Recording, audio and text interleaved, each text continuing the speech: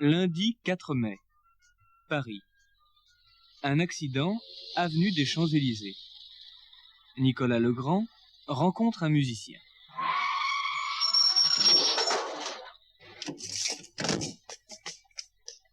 Excusez-moi, monsieur. Oh, ça va. Tiens, vous êtes musicien? Oui? Moi, je suis chanteur. Je m'appelle Nicolas Legrand. Nicolas Legrand.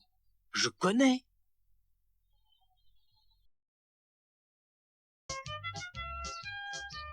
Mardi 5 mai, Paris, rue Mouffetard. Sylvie Roman rencontre une amie.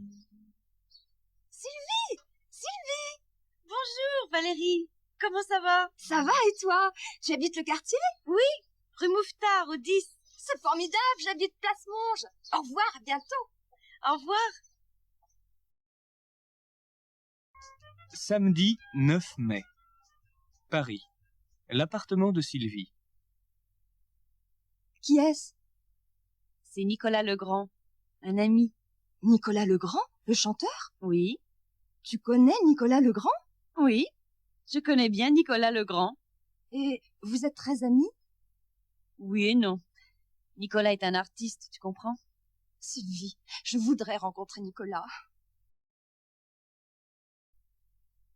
Dimanche 17 mai, Paris. Un café. Valérie rencontre Nicolas.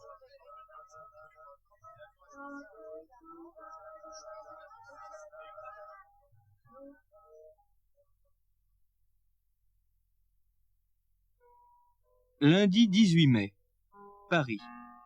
L'appartement de Nicolas. Sylvie rencontre Roland.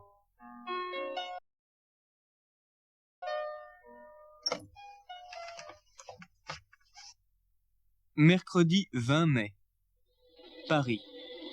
Le café de la paix.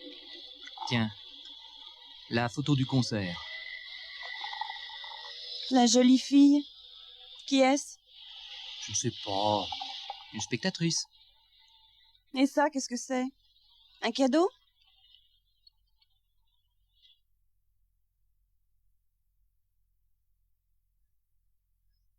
Dimanche 24 mai, Paris. Une rue du quartier latin. Roland rencontre Sylvie, Nicolas et Valérie. Lundi 25 mai, Paris. L'appartement de Roland. Roland voudrait rencontrer Valérie.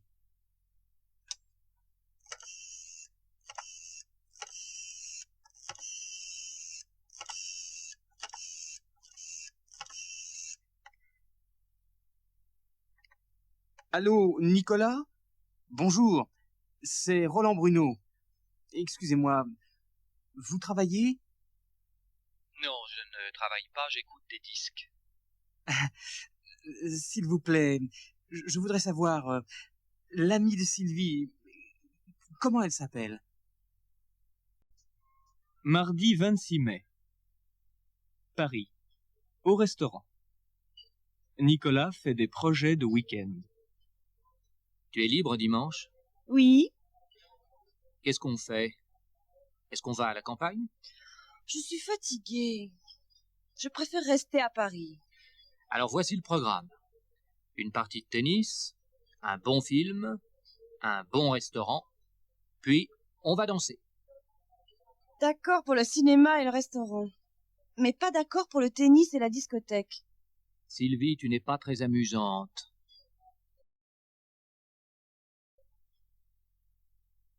Mercredi 27 mai, Paris, à la piscine. Roland invite Valérie. Valérie, je vais à l'opéra vendredi. J'ai 2 billets. Vous venez? Merci, vous êtes gentil, mais je déteste l'opéra. Vous aimez la musique classique? Il y a un concert dimanche à Notre-Dame. Je suis désolée, Roland. Dimanche, je vais chez des amis à la campagne. Jeudi 28 mai, Paris. L'appartement de Nicolas.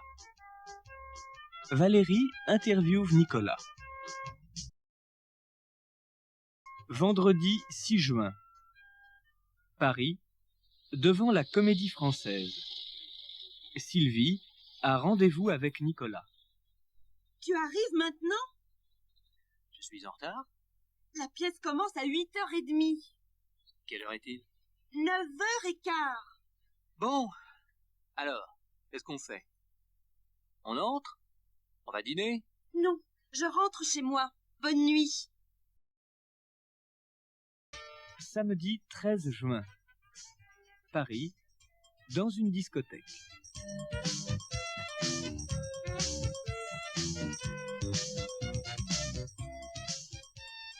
Roland, voulez-vous danser?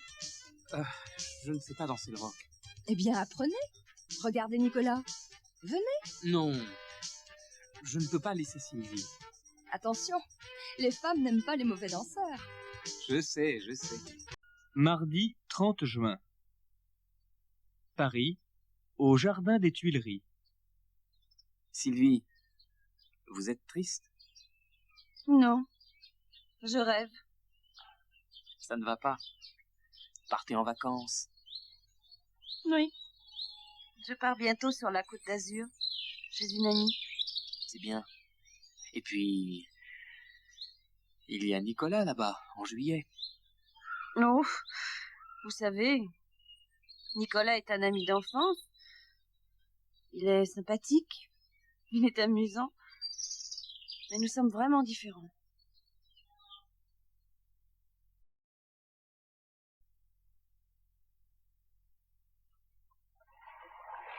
Lundi 14 juillet. Beaulieu, sur le port. Regarde, tu vois le grand brun là-bas, au restaurant? Oui. Mais ce n'est pas Nicolas. Si. Et la fille, c'est Valérie? Qu'est-ce qu'on fait? On y va? Bien sûr.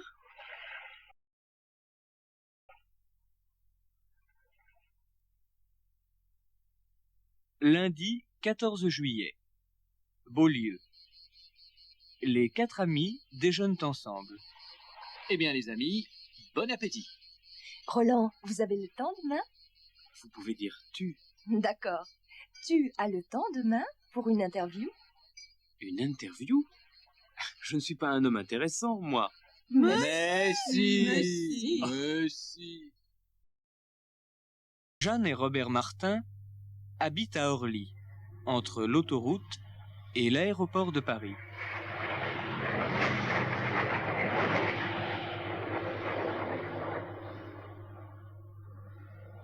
C'est le soir. Des voitures passent sur l'autoroute.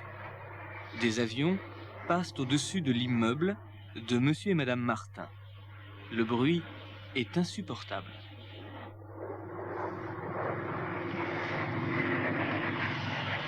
On ne peut pas rester ici. Regarde le journal. Il y a une maison à vendre à la campagne. Où? À Broussac. C'est en Bourgogne. Je connais un peu la région, elle est très agréable. C'est près d'une ville? Non, là-bas il n'y a pas d'aéroport, pas d'autoroute, pas de bruit.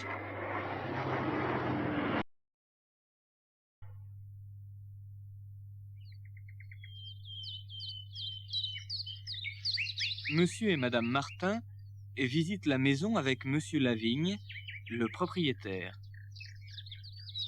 C'est ici. À droite, il y a le parc, à gauche, la rivière. Cet endroit est magnifique. Jeanne, regarde ces arbres. Écoute ce silence. Tu n'aimes pas? Si. Mais cette maison est un peu isolée. Pas du tout, le village est à 2 kilomètres. Et moi, j'habite à côté, dans cette maison au bord de la rivière. Il y a un bâtiment derrière la maison. Qu'est-ce que c'est? C'est une vieille grange. Monsieur et Madame Martin achètent la maison.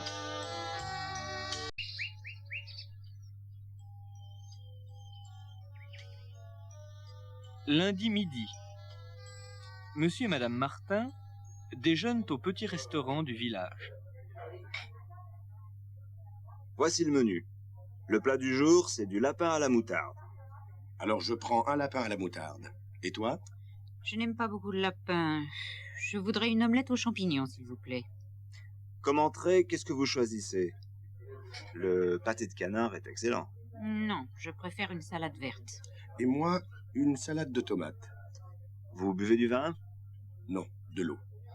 Une carafe, s'il vous plaît. Lundi 14h. Dans un magasin du village.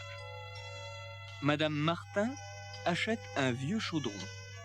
Monsieur Martin achète une serpe pour nettoyer le jardin. Lundi 16h. Monsieur Martin travaille dans le jardin. Madame Martin nettoie le vieux chaudron. Madame Lavigne arrive. Vous venez dîner avec nous ce soir?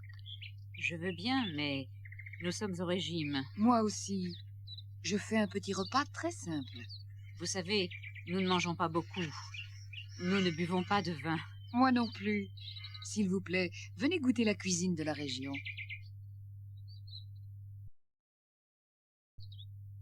Lundi 21h. Le petit repas très simple chez Monsieur et Madame Lavigne. Monsieur Martin, prenez encore quelques escargots. Oh, non, merci. Ils sont très bons. Mais quel repas! Des charcuteries, du bœuf bourguignon, des escargots. Alors ne refusez pas un peu de fromage. D'accord. Mais un petit morceau. Robert, tu es au régime. C'est du fromage de chèvre. J'adore ça.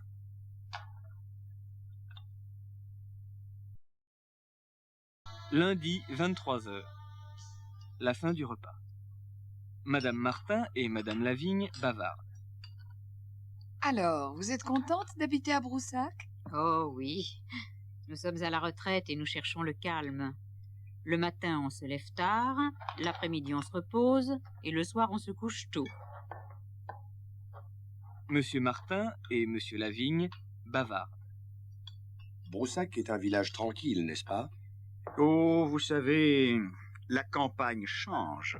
Il se passe des choses bizarres ici. Tenez, regardez le journal. Mardi 2h du matin. Monsieur et Madame Martin se couchent tard, très fatigués. Ils dorment mal. Ils entendent des bruits bizarres. Écoute, tu entends? Non, je n'entends rien. Tu entends quelque chose, toi? Oui, on entend des bruits. Il y a quelqu'un en bas. Reste ici, je descends. Robert, j'ai peur. C'est peut-être un voleur. Il n'y a personne. C'est sans doute le vent.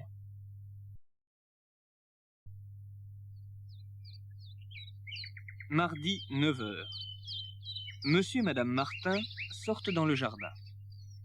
Jeanne, je ne trouve pas ma serpe. Cherche sous les arbres, dans ta boîte à outils. C'est bizarre. Mes autres outils sont là. Ma montre et mes clés de voiture sont sur la table. Mon Dieu, et mon chaudron? Où est mon beau chaudron?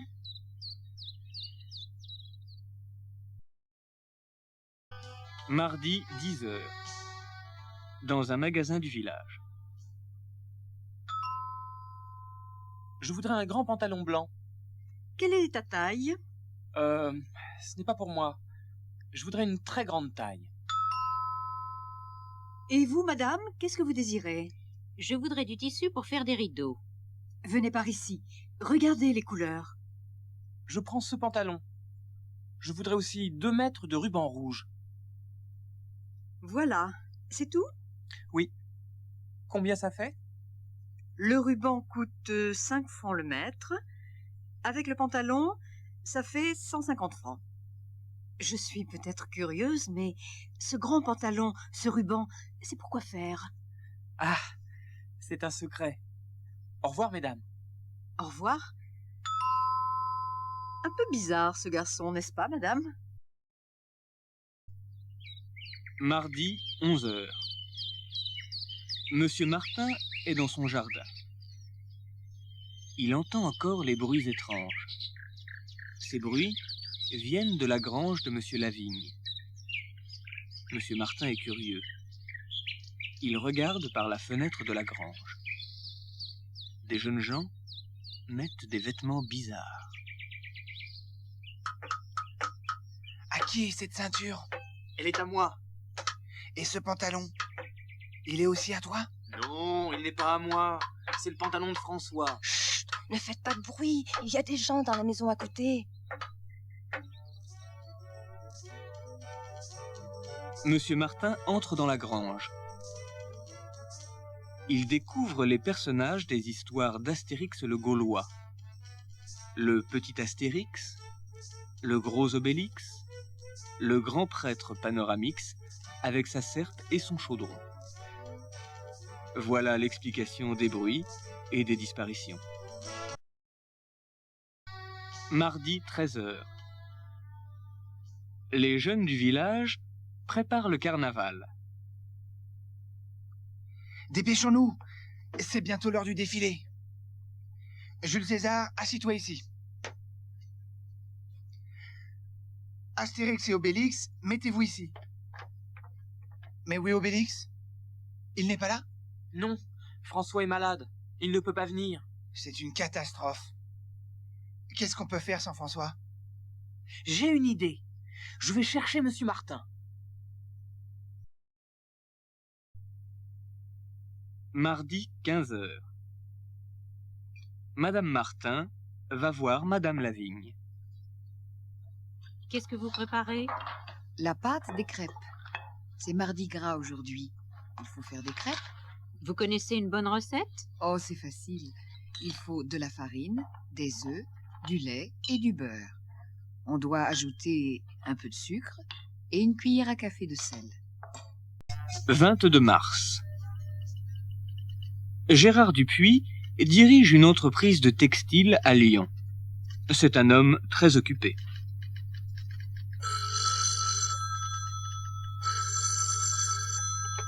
Allô? Ah, bonjour, monsieur Fontaine. Nicole, donnez-moi le dossier Fontaine. C'est le dossier vert sur la 2e étagère.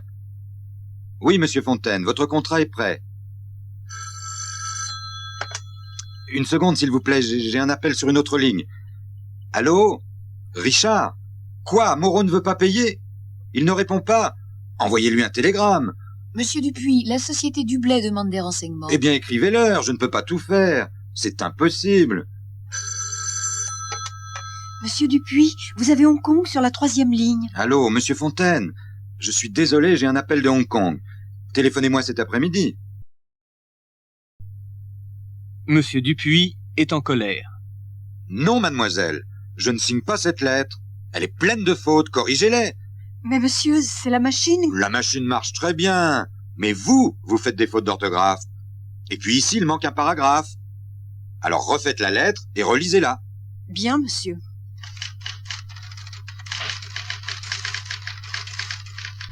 Je vais à une réunion, je rentre à 19h. Attendez-moi, s'il vous plaît. Au revoir, mesdames. Le patron n'est pas de bonne humeur aujourd'hui. 1er avril. Le lundi 1er avril, les secrétaires de Frantexport arrivent au bureau à 9h. Monsieur Dupuis n'est pas là. Elles sont surprises. D'habitude, il n'est jamais en retard. Il arrive toujours à 8h. 4 avril. 3 jours après.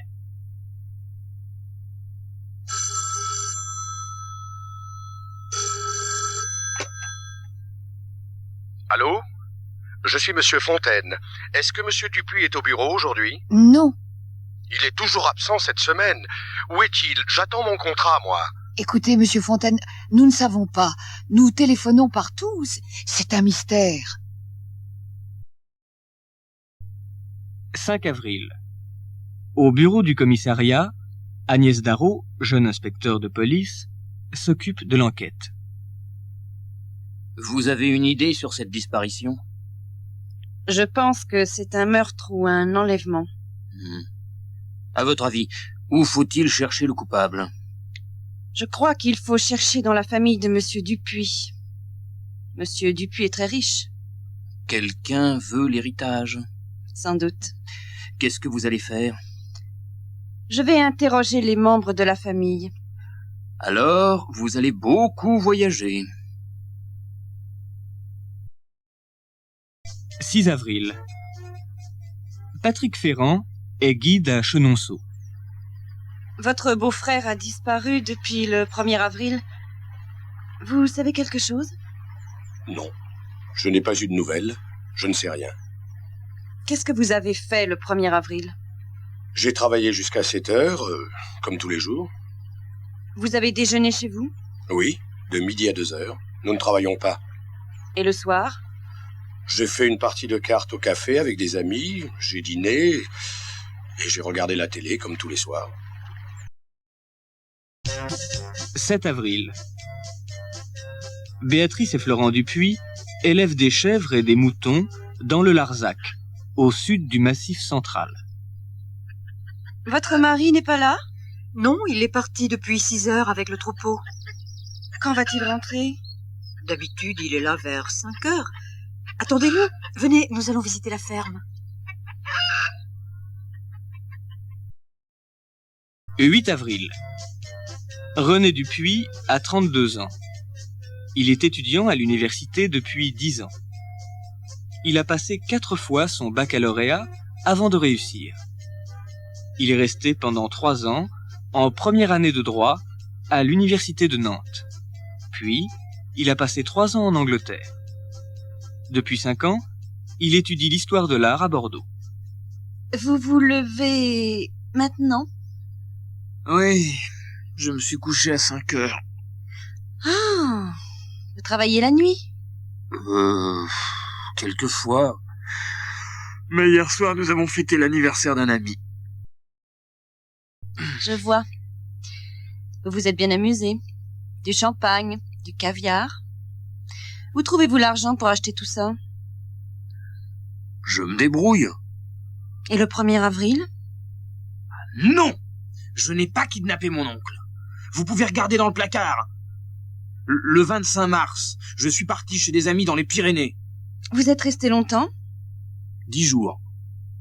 Donnez-moi le nom et l'adresse de vos amis.